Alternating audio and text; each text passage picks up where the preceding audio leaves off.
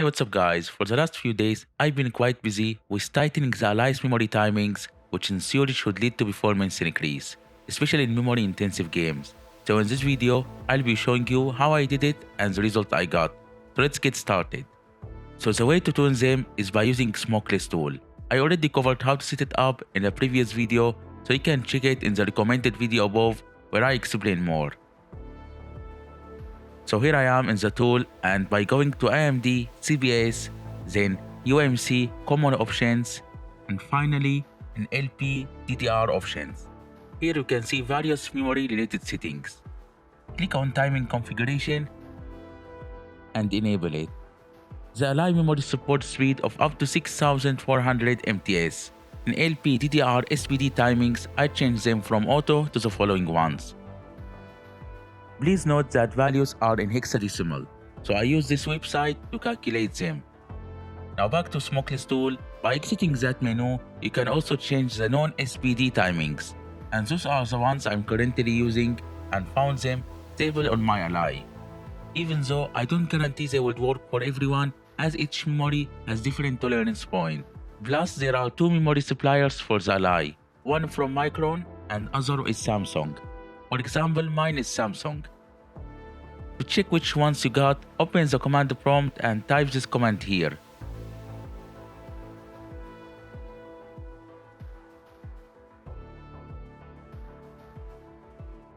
So in case you made up your mind to change the timings and it got unstable to a point where you can't change them back in the tool, don't worry. If you remove the Ally battery cable for about 10 seconds, it should reset BIOS settings to default. Also remember, if you update BIOS or reset it to default, they would go away as well. So if you got it stable, take a picture of your settings. So whenever it's stable enough to boot to Windows, make sure to run AIDA64 stability test to ensure it's all clear. Generally, 1 hour is good enough. I also use this software called RAM test for further stability check.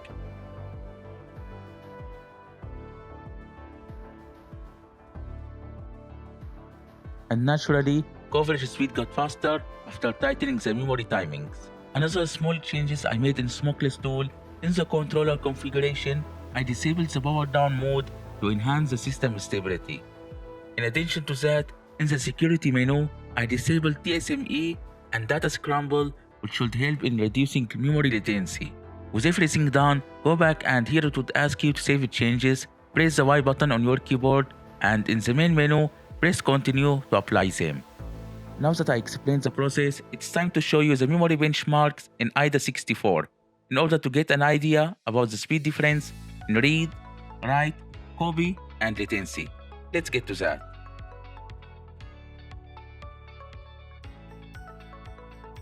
The biggest uplift is mostly noticeable in the write and copy. This sounds cool, but I'm sure you are more interested to see a comparison in some of your favorite games. So let's check it out.